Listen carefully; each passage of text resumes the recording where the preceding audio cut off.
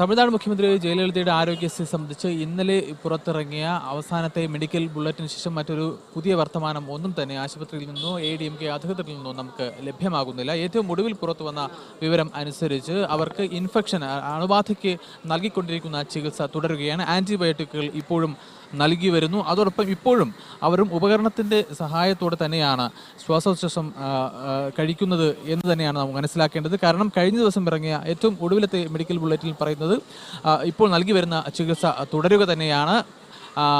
ജയലളിത ഡോക്ടർമാരുടെ സംഘത്തിൻ്റെ വിദഗ്ധ ഡോക്ടർമാരുടെ സംഘത്തിൻ്റെ സൂക്ഷ്മ നിരീക്ഷണത്തിൽ ആണ് എന്നും ഒടുവിലത്തെ മെഡിക്കൽ ബുള്ളറ്റിൻ പറയുന്നു. കഴിഞ്ഞ ദിവസം മദ്രാസ് ഹൈക്കോടതിയിൽ വന്ന ഒരു പൊതു താൽപര്യ ഹർജിയിൽ മുഖ്യമന്ത്രിയുടെ ആരോഗ്യസ്ഥിതി സംബന്ധിച്ച വിശദാംശങ്ങൾ ലഭ്യമാക്കണം, സർക്കാർ ഔദ്യോഗികമായി ലഭ്യമാക്കണം എന്നാവശ്യപ്പെട്ട ഒരു പൊതു താൽപര്യ ഹർജി വരികയും അതനുസരിച്ച് സർക്കാരിനോട് വിവരങ്ങൾ നൽകുവാൻ മദ്രാസ് ഹൈക്കോടതി ആവശ്യപ്പെടുകയും ചെയ്തിരുന്നു. എന്നാൽ സർക്കാർ ഇന്ന് ഒരു മറുപടി നൽകില്ല എന്നാണ് നമുക്ക് ഏറ്റവും ഒടുവിലായി ലഭിക്കുന്ന വിവരം. 2 ദിവസത്തെ സമയമാണ് ഇന്നലെ തന്നെ കോടതിയിൽ അഡീഷണൽ അഡ്വക്കേറ്റ് ജനറൽ ആവശ്യപ്പെട്ടിരുന്നത്. അതനുസരിച്ച് ഇന്ന് ഏതായാലും സർക്കാരിൽ നിന്നുള്ള ഒരു ഔദ്യോഗികമായ വിവരം മദ്രാസ് ഹൈക്കോടതിയിൽ നൽകില്ല എന്നാണ് നമുക്ക് ഏറ്റവും ഒടുവിൽ ലഭിക്കുന്ന വിവരം. ഇപ്പോഴും ADMK പ്രവർത്തകർ ഇവിടെ തമ്പടിച്ചിട്ടുണ്ട്. വലിയ രീതിയിലുള്ള മാധ്യമ പ്രവർത്തകരും ഇവിടെ തമ്പടിച്ചിട്ടുണ്ട്. ജയലളിതയുടെ ആരോഗ്യത്തിനായി പ്രാർത്ഥിച്ചുകൊണ്ട് തമിഴ്നാട്ടിൽ ഒന്നടങ്കം പ്രാർത്ഥനയും പൂജയും നടക്കുന്നു. ഇന്നും വിവിധ സംഘങ്ങളുടെ നേതൃത്വത്തിൽ ഇവിടെ പൂജയും പ്രാർത്ഥനയും ഒക്കെ നടന്നു വരികയാണ്.